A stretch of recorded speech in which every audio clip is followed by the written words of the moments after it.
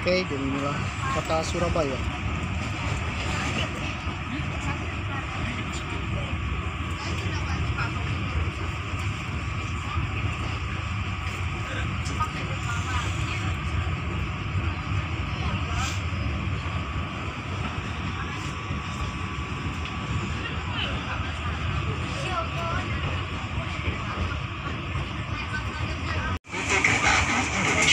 Sampai jumpa di perjalanan berikutnya. Dear passengers, in a few moments, we will arrive at Surabaya Gubeng Station.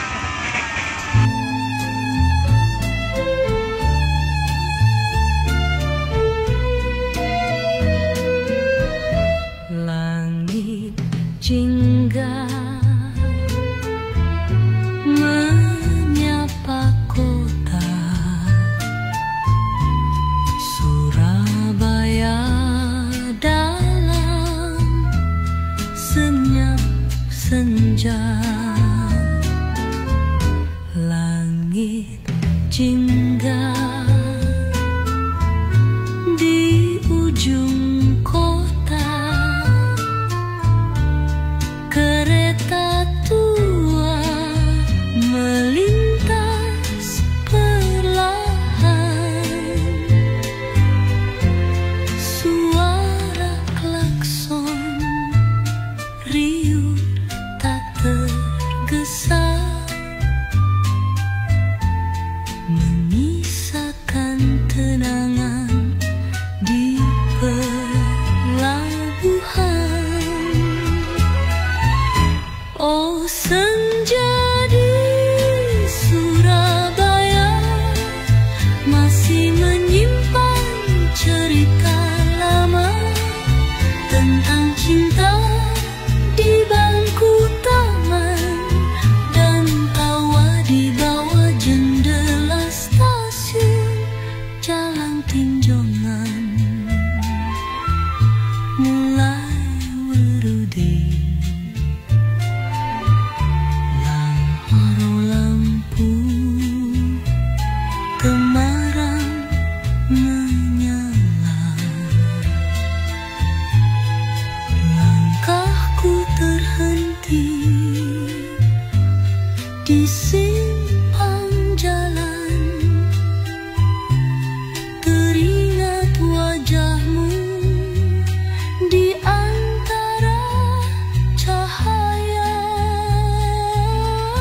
Oh senja di Surabaya, bayangmu masih setia singgah, meski waktu tak bisa kembali, hatiku tertinggal di sana. Kopi hitam dan lagu keroncong mengalun dari warung di pojok. Ah semua seakan menunggu satu kisah yang tak selesai dulu.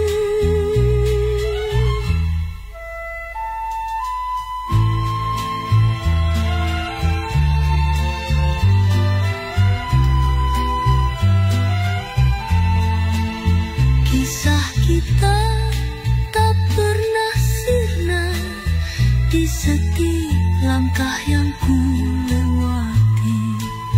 Kau hadir dalam sunyi,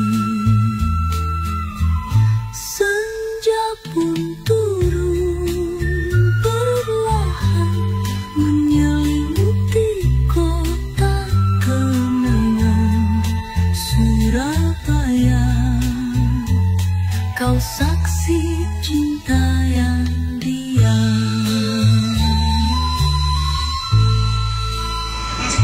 Surabaya Gubeng.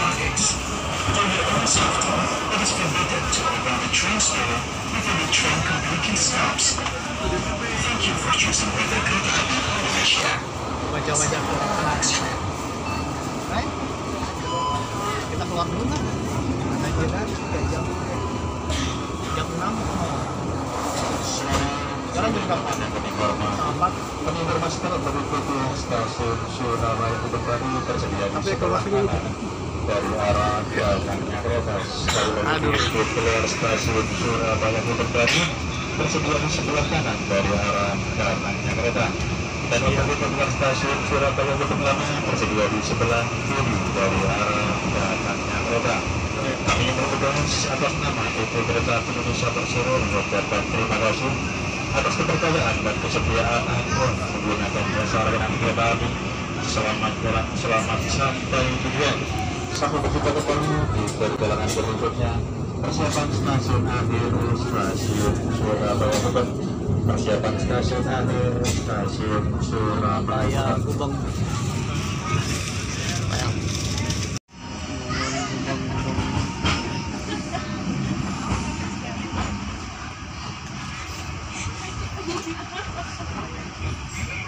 Surabaya Gubeng.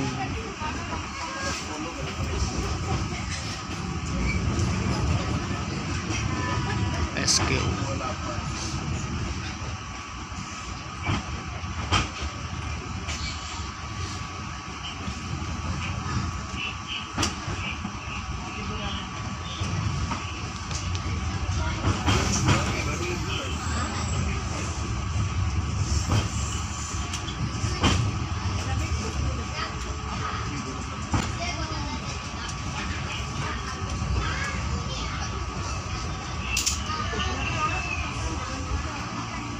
Ini sebelah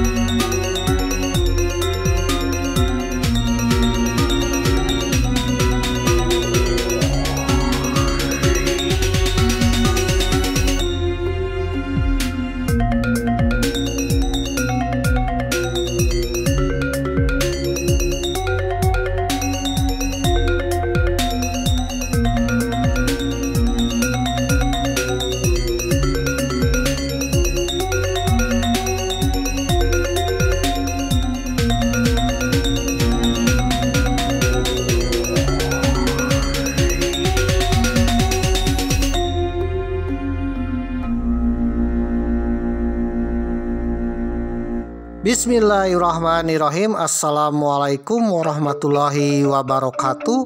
Om Swastiastu, Namo Buddhaya, salam kebajikan. Om Santi Santi Om. Sampurasun, Sugeng Rau, Ken kabari, apa kabar dulur-dulur baraya, warga negara Indonesia. Tetap semangat di tahun 2025 ketika video ini diedit ya dan ditayangkan tahun 2025. Mudah-mudahan kita semua dapat keberkahan di tahun ini ya, di tahun 2025, dan juga mendapatkan kesuksesan dan juga keinginan yang saudara inginkan ya. Bagi yang kemarin-kemarin sedang mencari jodoh, mudah-mudahan dapat jodoh di tahun 2025. Bagi yang kemarin sedang berjuang untuk mendapatkan sesuatu ya, misalkan naik jabatan, mudah-mudahan saja tercapai di tahun 2025 ini. Bagi yang kemarin sedang mencari pekerjaan, mudah-mudahan dapat pekerjaan di tahun 2025 ini. Oleh karena itu, marilah kita berdoa kepada Tuhan Yang Maha Esa, mudah-mudahan kita dapat keberkahan di tahun 2025 ini, pemirsa. Mudah-mudahan kita semua ya dapat keberkahan di tahun ini, dan juga tahun ini adalah tahun terbaik ya daripada tahun-tahun kemarin, pemirsa. Amin. Selain itu, marilah kita berdoa untuk keselamatan, kedamaian, ketentraman bangsa kita. Mudah-mudahan bangsa kita menjadi bangsa yang damai, sejahtera, tentram ya, dan jauh dari konflik pemirsa, jauh dari hama-hama. Waduh, apalagi pertengkaran antar tetangga pemirsa. Waduh, ketika video ini ditayangkan akhir Juli 2025 dan menjelang bulan Agustus, ini tetangga kita ya sedang berantem pemirsa. Waduh. Tak jauh dari negeri kita, negeri Indonesia, dan masih satu kawasan Asia Tenggara, masih satu RT ASEAN ya. Ada yang sedang berantem pemirsa ya antara Thailand dan Kamboja pemirsa. Waduh. Ketika Mamang mengedit ya sampai Mamang pun berhenti mengedit ya. Sampai Mamang pun melongo pemirsa. Waduh, terkejut pemirsa, terkesima pemirsa. Waduh. Ternyata tetangga ini berebut satu kawasan dan satu candi peninggalan Sriwijaya pemirsa. Waduh. Candi Vihyar ya. Waduh, dan candi apalagi nih ya. Beberapa candi ini berebut antara Thailand dan Kamboja pemirsa. Di luaran sana, candi yang peninggalan abad ke-10, abad ke-8 ya, atau sejaman dengan kerajaan Sriwijaya, dan kabarnya ya, peninggalan kerajaan Sriwijaya, kerajaan terbesar di Indonesia itu berebut pemirsa, diperebutkan. Waduh. Oleh karena itu kita sebagai bangsa yang besar, bangsa yang menjunjung tinggi perdamaian, apalagi terjadi konflik di tetangga kita wajib mendamaikannya pemirsa. Karena kedamaian tetangga kita juga kedamaian lingkungan kita ya. Satu RT bisa damai ya karena ada rukun antar tetangga pemirsa. Kalau tetangganya rukun-rukun ya, kalau ada masalah diselesaikan dengan baik-baik ya, berdiplomasi tanpa ada kekerasan ya, insya Allah suasana lingkungan akan nyaman pemirsa. Oleh karena itu kita sebagai ketua RT sekaligus sesepuh RT-nya ASEAN dan yang negara terbesar di Asia Tenggara, dari sejak zaman dulu sampai sekarang kita menjunjung tinggi perdamaian, terutama perdamaian di lingkungan kita sendiri pemirsa. Waduh. Mudah-mudahan dengan kepemimpinan Sang Macan Asia bisa mendamaikan pemirsa. Waduh, mendamaikan konflik antar tetangga pemirsa di lingkungan ASEAN ini pemirsa. Mamang pun sangat tertarik nih dengan candi-candi yang diperebutkan oleh kedua bangsa ini pemirsa. Waduh, ya insya Allah mungkin di episode yang lain ya Mamang akan bahas tentang candi yang diperebutkan oleh Thailand Kamboja pemirsa, yang konon katanya berasal dari Sriwijaya. Waduh. Oke pemirsa yang berbahagia, marilah kita berdoa juga untuk saudara-saudara kita bangsa Palestina. Mudah-mudahan bangsa Palestina pun kembali berdamai, tentram, dan jauh dari hama-hama penjajah Israel pemirsa. Mudah-mudahan bangsa Palestina kembali merdeka, kembali tentram, kembali damai semenjak sebelum kedatangan Israel pemirsa, sebelum berdirinya Israel. Waduh. Karena sejatinya bangsa Palestina ini adalah bangsa pahlawan bagi Indonesia.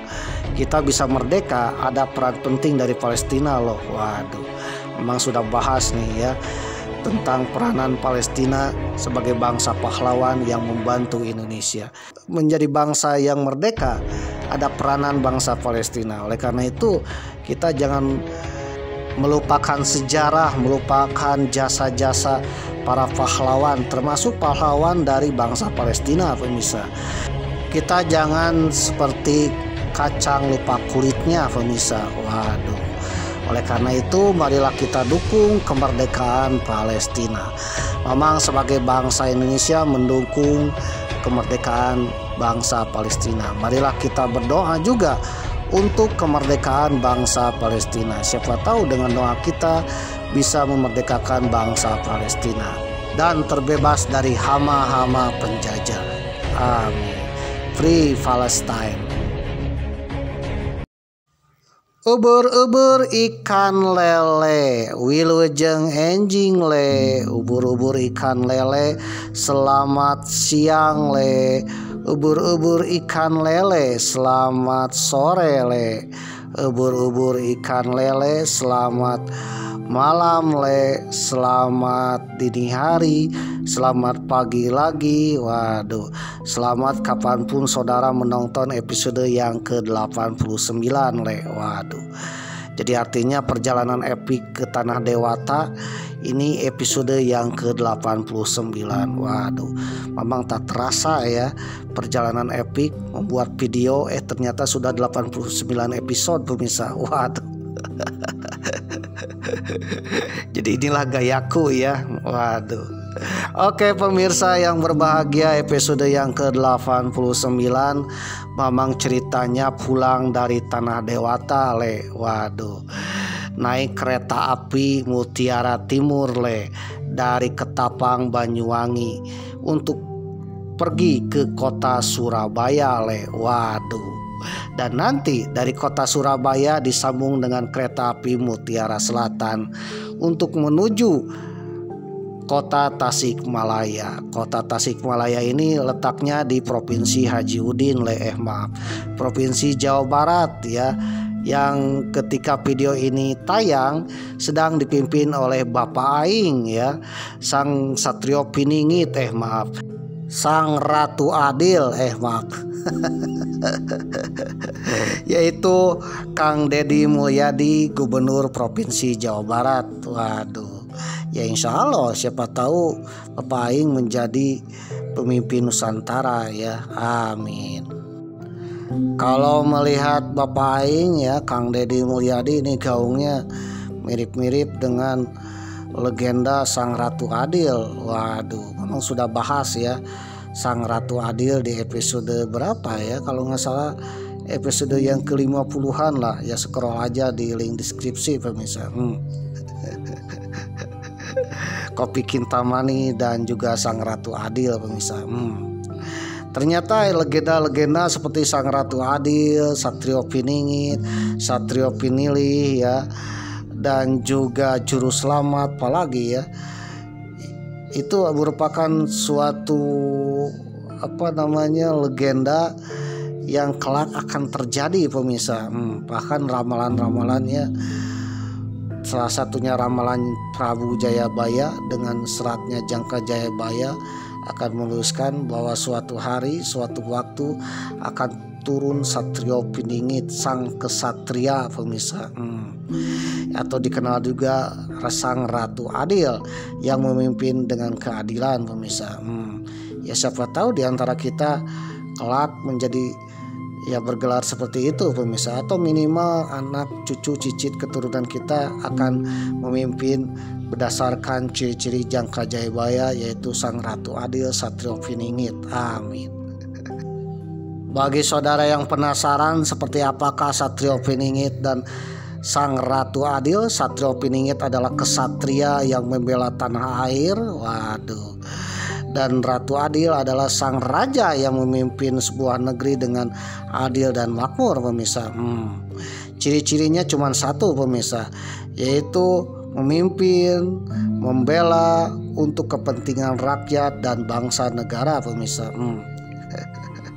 Siapapun yang mementingkan rakyat ya, berjuang untuk rakyat dan juga memajukan sebuah negeri, bisa jadi beliau ini adalah Sang Satrio Piningit dan juga Sang Ratu Adil pemirsa. Oke pemirsa yang berbahagia, episode ke-89 ceritanya memang naik kereta api Mutiara Timur sudah sampai ke kota Surabaya le. Waduh ya, are-are Surabaya nih le. Waduh. Jadi ceritanya kereta api Mutiara Timur hampir sampai di stasiun Surabaya Gubeng, stasiun terakhir kereta api Mutiara Timur jurusan Banyuwangi Surabaya le. Waduh. Jadi inilah kota Surabaya le. Mungkin beberapa menit kemudian ya kereta api Mutiara Timur sudah sampai ke kota Surabaya, ke stasiun Surabaya Gubeng le. Waduh. Ketika kereta api memasuki stasiun Surabaya Gubeng ya, ternyata para penumpangnya benar-benar riuh pemirsa. Waduh, apalagi yang naiknya dari Banyuwangi. Waduh. Seolah-olah merdeka sudah sampai tujuan le. Waduh. Ini gerbong Mamang atau kereta Mamang ya, kebanyakan para penumpangnya naik dari Banyuwangi seperti mbak-mbak yang di depan ini. Waduh. Dan akan turun di stasiun Surabaya Gubeng. Waduh. Selama perjalanan benar-benar sangat-sangat berpetualangan le. Waduh. Apalagi ya hampir seluruhnya adalah penumpang dari Banyuwangi dan turun di Surabaya Gubeng. Dan ini memakan waktu berangkat pukul 8.30 dari Ketapang sampai Surabaya Gubeng hampir setengah 4 sore atau pukul 15 lebih lah. Kalau nggak salah 15-20 menit pemirsa.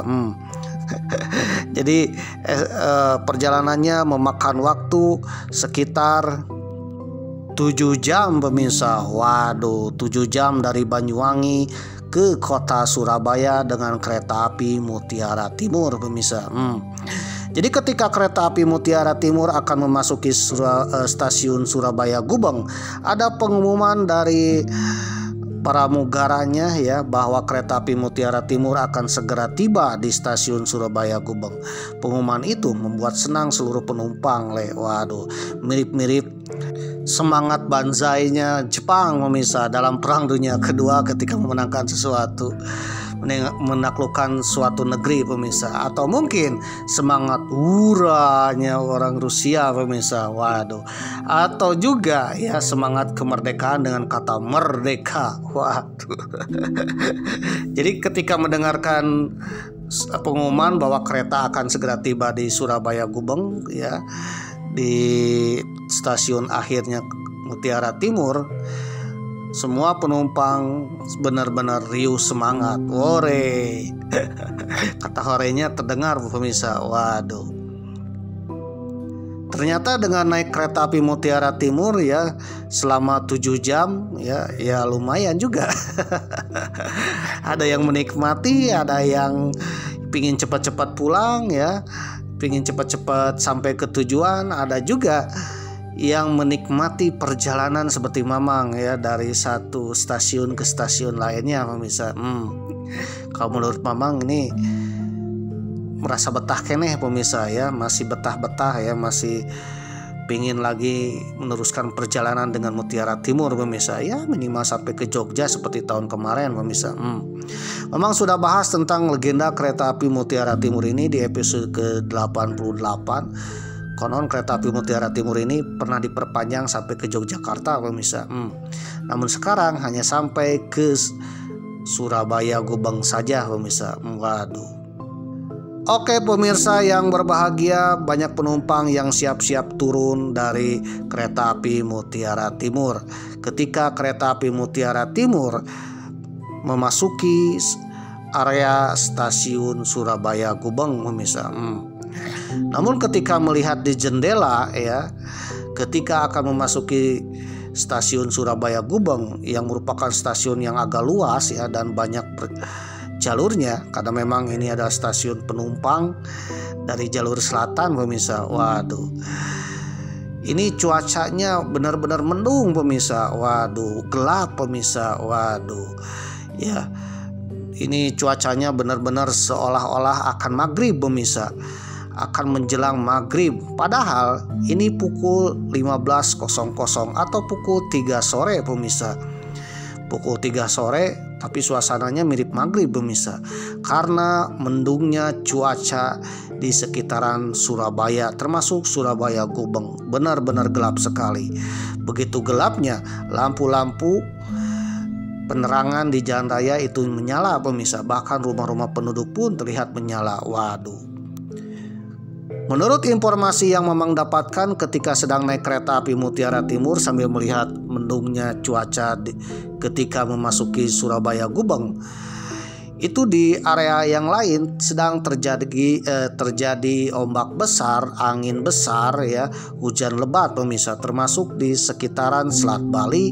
Waduh, di Laut Selatan bahkan ada badai juga ya di sekitaran Samudra Hindia atau Samudra Indonesia pemirsa.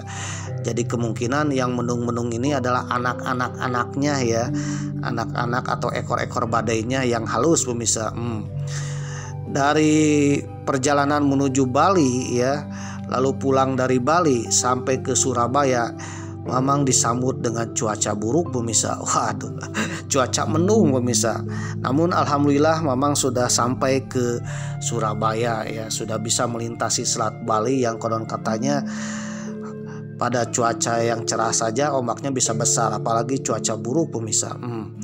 Nah, ketika sudah sampai di Surabaya, Mamang sempat melihat informasi di internet, ternyata di Selat Bali benar-benar buruk sekali pemirsa, ombaknya besar sekali. Beberapa kapal tertunda untuk berlayar pemirsa. Waduh, namun Mamang alhamdulillah sampai ke kota Surabaya sudah melintas pemirsa. Seandainya Mamang melintasnya saat ini, waduh, di sore hari ketika mendung, waduh, mungkin Mamang akan tertunda pemirsa untuk menyeberang ke Pulau Jawa. Waduh, gelapnya langit Surabaya di sore hari ya, ketika melihat langit seolah-olah maghrib, padahal ini waktu asar pemirsa, waktu jam 3 sore atau 15.30 waktu Indonesia Barat. Ini seolah-olah maghrib pemirsa, padahal ini asar ya. Mamang teringat dengan zaman-zaman kegelapan pemirsa. Waduh, berasa Mamang memasuki zaman-zaman kegelapan dengan latarnya mendungnya langit Surabaya pemirsa. Waduh. Oke pemirsa yang berbahagia ya, Mamang sempat membaca literatur tentang kegelapan di tanah Jawa berdasarkan ramalan Jangka Jayabaya pemirsa, berdasarkan Prabu Jayabaya, bahwa suatu saat akan ada zaman yang disebut dengan zaman Kalabendu pemirsa. Waduh, Kalabendu ini adalah zaman kegelapan pemirsa. Dan konon setelah zaman kegelapan berlalu akan lahirlah Satrio Piningit. Waduh, dan juga nanti lahir Satrio Pinilih. Waduh, dan yang terakhir akan dipimpin oleh sang pemimpin macan Asia yang bergelar Sang Ratu Adil. Waduh, akan dipimpin oleh Sang Ratu Adil, sang pemimpin bangsa dan sang pemimpin Nusantara yang arif bijaksana dengan negerinya yang makmur dan juga disegani pemirsa. Oke pemirsa yang berbahagia, Mamang akan sedikit cerita ya, ketika kereta api Mutiara Timur segera memasuki stasiun Surabaya Gubeng dengan latarnya cuaca mendung di langit Surabaya. Waduh, dengan ceritanya yaitu zaman Kalabendu yang kelak akan melahirkan Sang Satrio Piningit dan juga Sang Satrio Pinili dan juga Sang Ratu Adil pemirsa. Kira-kira seperti apakah zaman Kalabendu? Dan seperti apakah sosok Sang Satrio Piningit, Satrio Pinili, Sang Ratu Adil pemirsa?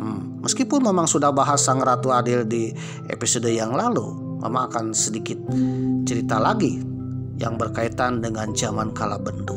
Kira-kira sekarang sudah masuk zaman Kalabendu atau tidak nih? Bagi saudara yang penasaran dengan zaman Kalabendu ya, apakah kita sudah memasuki zaman Kalabendu atau belum nih? Dan juga Sang Satrio Piningit apakah sudah ada ataupun belum ya? Begitu juga Sang Ratu Adil. Bagi saudara yang penasaran jangan skip, siapa tahu anak cucu cicit saudara adalah Sang Ratu Adil pemirsa. Amin.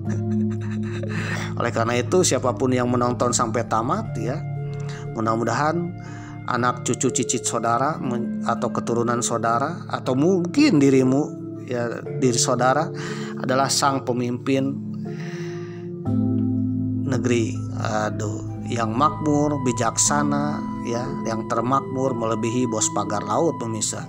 Kekayaannya melebihi 9 naga pemirsa. Amin.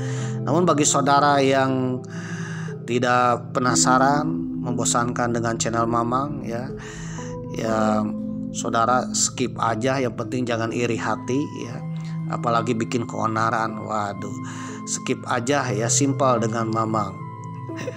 Oke pemirsa yang berbahagia ya, bagi saudara yang tidak penasaran skip aja karena kuota internet saudara tak tercover BPJS, dana hibah, apalagi meminta ke mamang ya. Apalagi ya meminta ke istri Will ya, istri Will juga liur puyeng ya membayar buzzer-buzzernya pemirsa. Waduh. Sampai hari ini belum cair pemirsa. Maaf.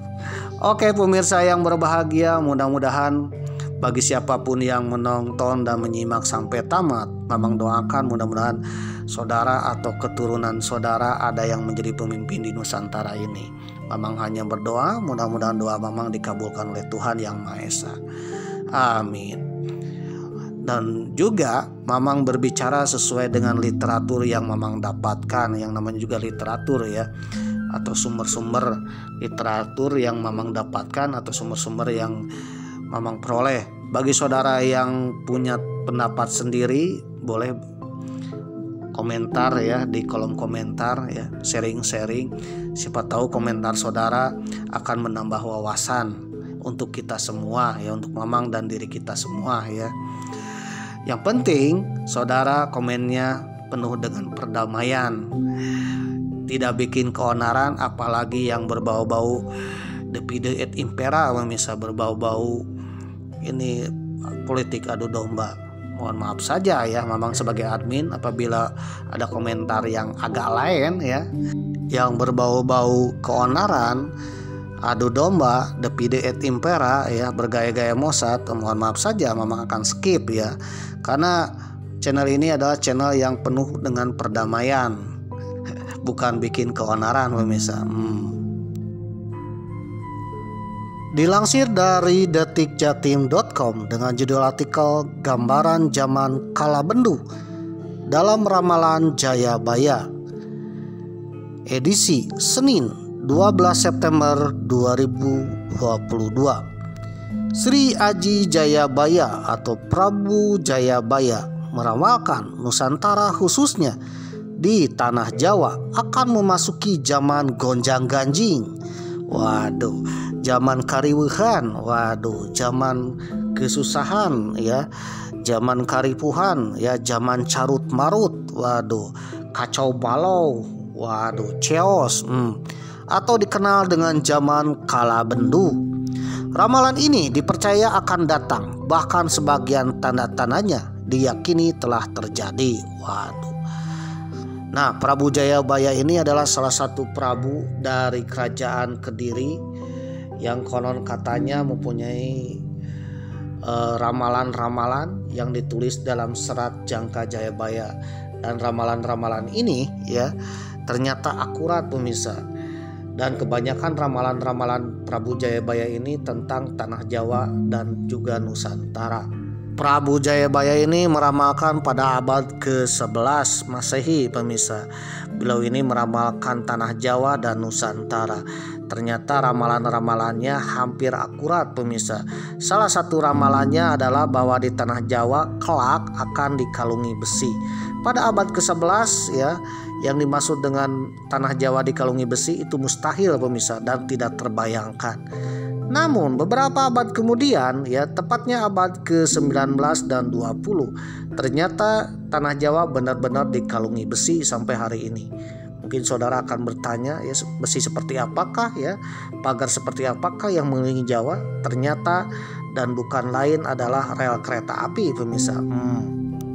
Jadi artinya jalur kereta api ini sudah diramal oleh Prabu Jayabaya ya jauh-jauh abad pemirsa. Waduh, ternyata kereta api sudah diramal sejak abad ke-11 pemirsa, bahwa nanti di tanah Jawa akan ada kereta api dengan relnya pemirsa.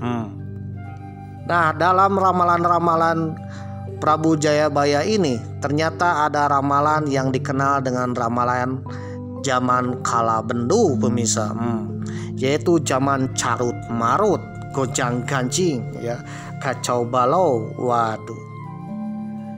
Menurut Yanuar Arifin dalam bukunya Menunggu Satrio Piningit yang terbit 2011 menjelaskan zaman kalabendu digambarkan dalam ramalan Jayabaya sebagai zaman kegelapan. Saat itu berbagai bencana alam datang silih berganti tanpa disertai tanda-tanda terlebih dahulu. Saat itulah bencana alam datang bertubi-tubi. Banjir bandang menenggelamkan rumah dan hasil pertanian. Daratan telah menjadi rawa-rawa. Gunung api silih berganti meletus menumpahkan lahar atau sekedar meletupkan awan panas. Pak Yanuar dalam bukunya kemudian memaparkan bait-bait dari ramalan Jayabaya yang menyinggung kondisi alam pada zaman kalabendu tersebut. Banjir bandang anak ngendi-ngendi, gunung jeblug, tan anjarwani, tan angin peni, getinge kepati-pati, marang pandita kang oleh pati geni, marga wedi kapiye, wadine safa sira sing sayekti. Waduh, ini bahasa Jawa kuno ya, yang artinya banjir bandang di mana-mana, gunung meletus tidak dinyana ya, atau nyata-nyata. Tidak ada isyarat terlebih dahulu, sangat benci terhadap pendeta yang bertapa tanpa makan dan tidur karena takut akan terbongkar siapa Anda sebenarnya. Sedangkan pada kondisi sosial, Jayabaya meramalkan semua hal menjadi terbalik. Tata kehidupan juga tak dipakai lagi karena semua saling menjatuhkan dan menindas satu sama lain. Pada zaman kalabendu, semua hal menjadi terbalik. Yang benar menjadi salah, yang salah justru dijadikan pegangan hidup. Tatanan kehidupan pun tidak lagi dipakai. Banyak orang pintar dan cerdas, namun justru menggunakan kecerdasannya untuk mengakali dan menjahati orang lain. Waduh, situasi ini diramalkan Jayabaya dalam bait-baitnya seperti dipaparkan Pak Yanuar berikut ini.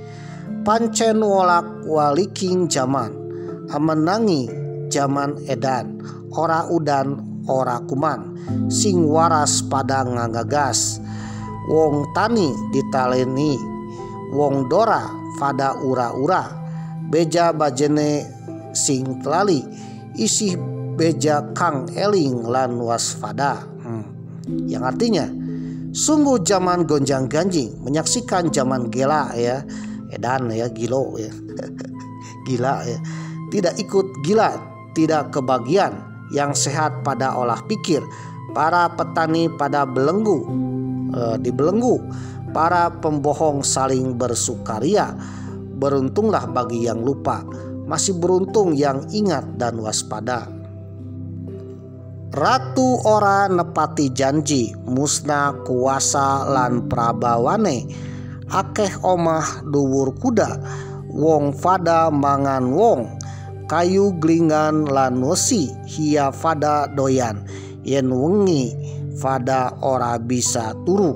Waduh, sing edan pada bisa dandan, sing abangkang fada badias, ngagalang omah mangrong-mangrong. Waduh, wong dagang barang sang saya laris, bandane ludes, akeh wong mati kaliren gisining pangan, akeh wong nyekel benda ning uripe sengsara. Yang artinya ratu tidak menempati janji. Ratu sini adalah pemimpin ya. Pemimpin tidak menempati janji ya, atau lupa-lupa ya, ketika diangkat mencalonkan diri banyak janjinya ya. Sudah diangkat lupa. Lalu ratu tidak menempati janji, kehilangan kekuasaan dan kewibawaan. Banyak rumah di atas kuda, orang makan sesamanya, kayu gelondong dan besi jadi dimakan. Malam hari tidak bisa tidur, yang gila bisa berdandan, ya yang gila bisa berdandan ya dandan edan ya. Yang membangkang semua dapat membangun rumah, gedung yang megah-megah. Orang yang berdagang barang semakin laris, namun hartanya semakin habis. Orang berdagang, dagangannya laris ya, payu, tetapi hartanya cepat habis juga nih. Waduh, Banyak orang mati kelaparan di samping kelaparan. Banyak orang yang berharta namun kehidupannya sengsara. Jadi inilah yang menarik dari zaman kalabendu ya. Banyak orang berharta namun kehidupannya sengsara. Waduh. Pada saat kekacauan itu, Prabu Jayabaya kemudian meramalkan akan muncul Satria Piningit, sosok yang digambarkan seperti Kresna, wataknya seperti Baladewa, tegas dan tak gentar dengan musuh. Satria Piningit ini bersenjata Trisula yang dimaknai keadilan, kebenaran dan kebijaksanaan yang akan membawa keluar dari zaman kalabendu. Jadi pemimpin dari kekacauan ini akan muncullah Satria Piningit, di mana Satria Piningit ini membawa simbol Trisula. Trisula ini punya simbol yaitu 3 simbol, yaitu yang pertama simbol keadilan, yang kedua kebenaran, dan yang ketiga adalah kebijaksanaan yang akan menyelamatkan kegelapan umat manusia, pemirsa. Waduh, kegelapan sebuah bangsa, pemirsa. Hal ini menurut Pak Yanuar dalam tulisannya yang disadur dari tulisan Prabu Jayabaya. Selet-selet yen membesuk ngancing tutuping taun, sinungkalan dewa wolu, ngasta manggalaning ratu, bakal ana dauk dewa ngejawantah, apa ngagawak manungsa, apa surya pada betara Kresna, awatak Baladewa, aganggem Trisula weda, jinejer ulak waliking zaman. Artinya selamat-lamatnya kelak menjelang tutup tahun akan ada dewa tampil berdandan manusia alias manusia setengah dewa yang berparas seperti Batara Kresna, berwatak seperti Baladewa. Bagi saudara yang belum tahu Batara Kresna dan Baladewa ya, mungkin memang akan bahas di episode yang lain ya, atau minimal saudara nonton perwayangan ya. Lalu bersenjata Trisula weda, tanda datangnya perubahan zaman. Waduh.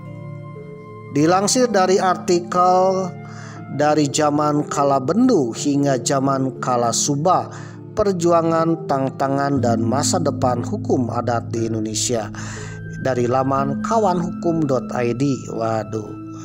Yang ditulis oleh Anugrah Muhtaram Pratama. Ya, edisi 2021. Ramalan Jayabaya tertulis mengenai pembabakan zaman yang terbagi ke dalam 3 babak kehidupan yang menjadi siklus kehidupan manusia, pemirsa, yaitu zaman kala wisesa, yaitu masa permulaan, kemudian zaman kalabendu, masa kekacauan atau chaos, dan ketiga adalah zaman kalasuba, yaitu zaman keemasan dengan pemulihan dan pencerahan.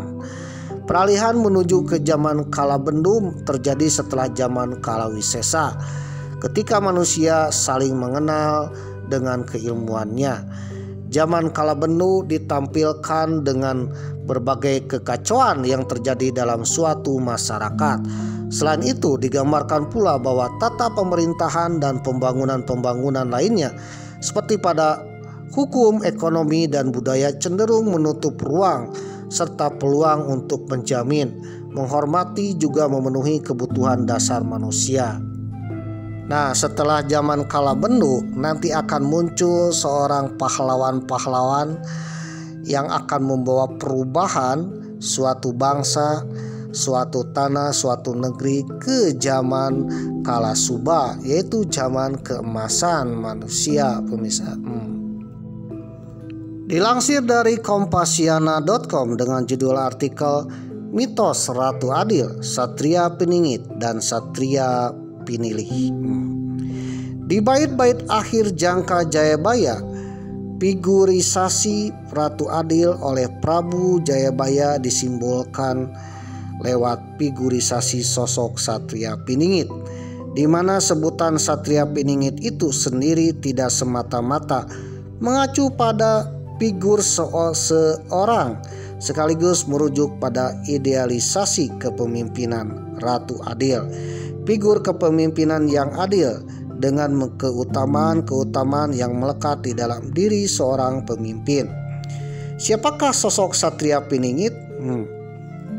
Satria Pinilih dan juga Ratu Adil. Waduh. Siapakah sosok Satria Piningit, Pinilih dan juga Ratu Adil? Hal ini menjadi jawaban yang selalu ditunggu-tunggu setiap pembicaraan suksesi kepemimpinan di masa zaman edan, pemirsa. Ya, zaman-zaman sekarang pun ya, kalau membahas kepemimpinan terutama ketika akan ada pilkada, pemilu ya, memilih siapa pemimpinnya. Waduh. Warga negara ya selalu mengamat-ngamati ya, apakah sudah adakah Satrio Piningit, Pinilih dan Ratu Adil. Waduh. Kira-kira siapa sejatinya Satria Piningit, Satria Pinilih yang akan terpilih menjadi Satria Pinilih? Waduh. Satrio Pinilih Notonegoro sebagai sosok pemimpin yang dirindukan zaman. Dalam konteks ini kita melihat Satria Piningit sebagai sebuah idealisasi konsepsi kepemimpinan. Satria Piningit adalah gambaran seorang pemimpin ideal yang mampu menempatkan diri secara kontekstual di tengah masyarakat yang majemuk, serta memiliki sifat sebagai juru selamat yang mampu mengeluarkan bangsa dari berbagai macam kemelut dan krisis. Waduh. Seperti banyak disebutkan bahwa sosok Satria Piningit penuh selubung misteri, dan kita pun tidak tahu kapan sosok yang dirindukan akan nongol menempatkan diri. Apakah sudah ada atau belum nih? Atau malah kita tidak tahu dan tidak menyadari bahwa sebenarnya sang Satrio Piningit sudah muncul dan berada di tengah-tengah masyarakat. Waduh. Berada di antara kita, cuma kita tidak tahu dan belum menyadarinya.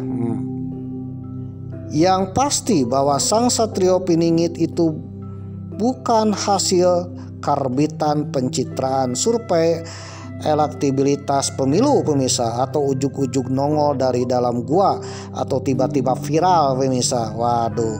Atau pencitraan, pemirsa, atau diboyong oleh sekelompok relawan, pemirsa. Waduh. Ia lahir secara alamiah dari sebuah rekam jejak perjuangannya yang panjang dalam upaya menegakkan kebenaran, kebajikan, dan keadilan. Waduh. Yang namanya Satrio Piningit ya, bahkan konon katanya beliau ini tak merasa menjadi Satrio Piningit, pemirsa. Waduh. Jadi artinya dirinya pun ya tidak merasa Satrio Piningit. Justru yang merasa dirinya Satrio Piningit ya dipiralkan di TikTok, di YouTube dan mengaku-ngaku itu tandanya Satrio Piningit karbitan, pemirsa. Waduh. Dalam Jangka Jayabaya disebutkan bahwa kemunculan Satrio Piningit sering dikaitkan dengan manakala pada suatu masa terjadi yang namanya zaman edan, atau dikenal dengan zaman kalabendu, zaman penuh ketidakpastian. Saat itu muncul harapan rakyat akan datang sosok pemimpin yang adil dan bijaksana yang dirindukan oleh semua warga dan penolong semua warga, pemirsa. Ya, pemimpin yang bisa menyelesaikan masalah, pemirsa, bukan yang menambah masalah. Waduh. Sebuah negeri dan bangsa hampir terperosok dan tenggelam, tiba-tiba diselamatkan oleh sosok yang dikenal dengan Satrio Piningit.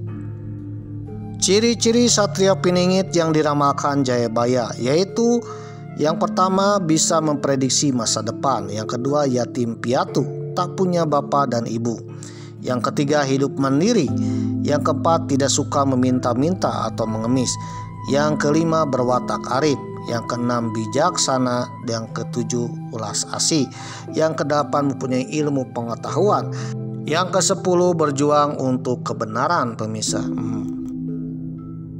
Lalu ada istilah Satrio Pinilih. Nah, Satrio Pinilih adalah sebutan atau atribut yang diberikan kepada Satrio Piningit setelah ia terpilih menjadi pemimpin rakyat, terpilih oleh rakyat pemirsa. Jadi ketika zaman edan nanti muncul Satrio Piningit yang menyelamatkan bangsa atau sebuah negeri. Nah, ketika diselamatkan oleh Satrio Piningit ya, rakyat memilihnya menjadi pemimpin. Nah, ketika dipilih itulah maka Satrio Piningit tersebut akan berubah statusnya menjadi Satrio Pinilih pemirsa. Jadi istilahnya Satrio Pinilih ini adalah Satrio Piningit yang terpilih oleh rakyat menjadi pemimpin. Jadi istilahnya Satrio Pinilih ini adalah Satrio Piningit yang terpilih oleh rakyat pemirsa. Lalu ada istilah Ratu Adil atau Sang Ratu Adil. Sang Ratu Adil ini adalah sang raja atau pemimpin atau mungkin juga presiden yang memimpin negeri dengan adil. Nah, Sang Ratu Adil ini terpilih ketika Satrio Piningit terpilih menjadi Satrio Pinilih oleh rakyatnya dan memimpin sebuah negeri yang dikenal dengan Sang Ratu Adil. Ada kemungkinan Sang Ratu Adil, Satrio Piningit dan Satrio Pinilih ini satu orang itu pemirsa. Jadi orang tersebut ya berasal dari Satrio Piningit, terpilih menjadi Satrio Pinilih dan kelak akan memimpin sebuah negeri yang adil dan bijaksana, menjadi negeri yang makmur, sejahtera, tentram, damai, terbebas dari hama-hama ya, masyarakatnya benar-benar makmur ya, akan dipimpin oleh Sang Ratu Adil. Nah, Sang Ratu Adil ini adalah pemimpin yang sudah terpilih dan memimpin sebuah negeri pemirsa. Dikutip dari karya ilmiah dan literasi Universitas Hindu Indonesia UNHI Bali yang berjudul Ratu Adil Satria Piningit dan Zaman Edan, Jumat 26 November 2021. Secara harfiah, Satria Piningit diartikan sebagai kesatria yang masih tersembunyi oleh zaman, sedangkan Sang Ratu Adil diartikan sebagai pemimpin yang bijaksana dan adil yang sudah memimpin sebuah negeri pemirsa. Anggapan makna gelar yang sama antara Satria Piningit dan Ratu Adil muncul dari istilah Jawa yang berbunyi Satria Piningit sinisihan wahyu Ratu Adil, yang menjadikan pedoman dalam mencerminkan karakter seorang pemimpin. Dari ciri sifat dan karakter yang disebutkan lebih merujuk kepada model kepemimpinan dari suatu negara yang pemimpinnya mampu menegakkan keadilan. Merujuk pada kitab Musarar dari Sunan Giri Prapen yang berisi ramalan-ramalan Jayabaya juga menunjukkan konsep ketatanegaraan yang apabila diterapkan mampu menghasilkan masyarakat yang adil dan makmur. Sebagai penggambaran Ratu Adil, demikian juga dalam penggambaran Satria Piningit, kesatria penolong yang tersembunyi yang suatu saat datang ketika negara dalam keadaan kacau balau. Nah, Satrio Piningit ini menolong sebuah negeri dari kehancuran, dari kekacauan pemirsa. Setelah menolong, akhirnya Satrio Piningit ini terpilih menjadi pemimpin. Maka bergeraklah Satrio Pinilih pemirsa. Setelah diangkat jadi raja, mempunyai jabatan raja atau mungkin presiden atau pemimpin tertinggi di sebuah negeri Nusantara atau tanah Jawa ya, atau Indonesia. Nah, Satrio Piningit yang terpilih alias Satrio Pinilih yang memimpin sebuah negeri nanti akan bergelar Ratu Adil pemirsa. Sang Ratu Adil ini akan memimpin sebuah negeri yang menjadi negeri yang makmur, sejahtera, tentram, damai, dan juga terbebas dari konflik, bahkan disegani pemirsa. Waduh, konon katanya Ratu Adil ini ya menjadi seorang raja yang kelak akan mendamaikan negerinya sendiri, bahkan dunia ya, menenteramkan dunia juga pemirsa. Waduh. Dalam ramalannya, Sang Prabu Jayabaya menulis bahwa Sang Ratu Adil di masa yang akan datang adalah sosok pemimpin yang akan muncul saat kendaraan besi dapat berjalan tanpa kuda dan kapal dapat menjelajah langit dan angkasa. Dalam ramalan itu juga dikatakan bahwa Ratu Adil akan menghadapi masa sulit, penghinaan dan kemiskinan. Namun masa itu akan terlewati karena ketulusan dan keteguhan hati. Masyarakat Nusantara termasuk masyarakat Tanah Jawa tradisional percaya bahwa saat ini merupakan zaman edan alias zaman kalabendu pemirsa. Seperti yang diramalkan Jayabaya, karena ciri-cirinya ini mirip-mirip ya. Memang sudah bahas ciri-cirinya ya di atas ya dari tadi ya. Saudara tinggal menafsirkan sendiri apakah kita ini sedang berada di zaman kalabendu. Konon kalau kita sudah berada di zaman kalabendu, nanti suatu saat akan ada nih, waduh, seorang sosok yang akan menolong bangsa kita dari zaman kegelapan yang dikenal dengan Satrio Piningit. Nanti Satrio Piningit akan dipilih oleh rakyatnya sendiri untuk menjadikan pemimpinnya.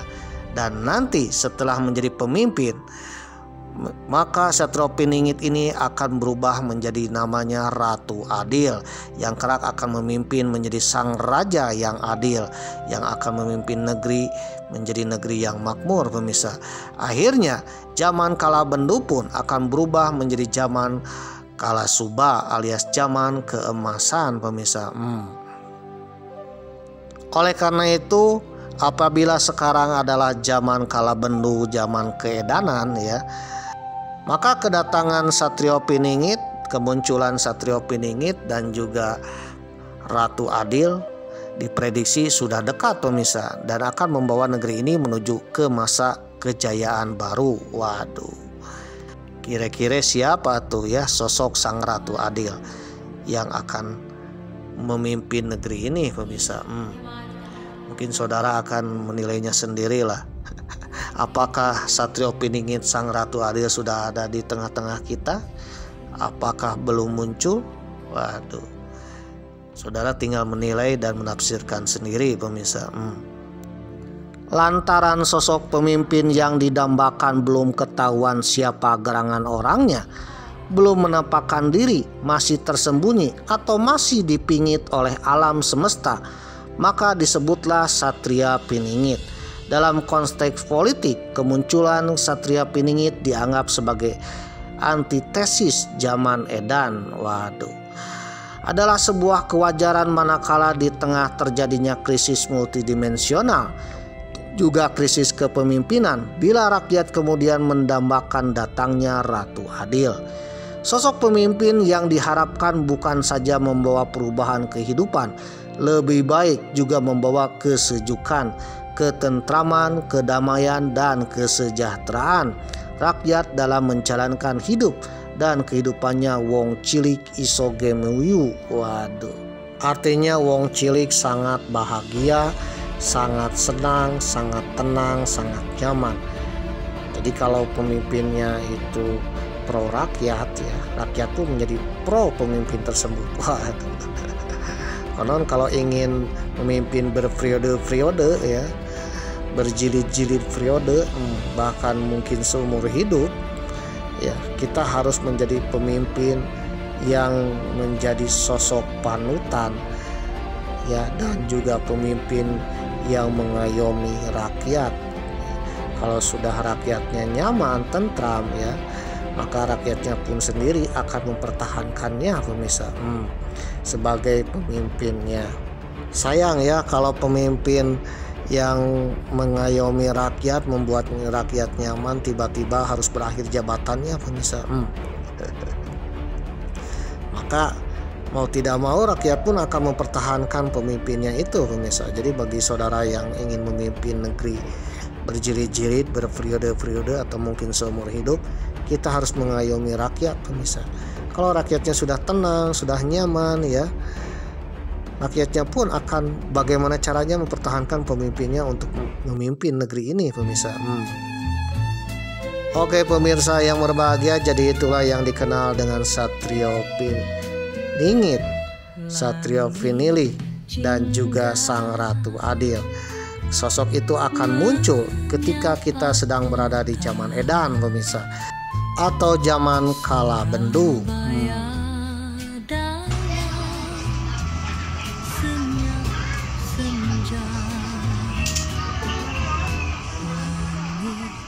Cinta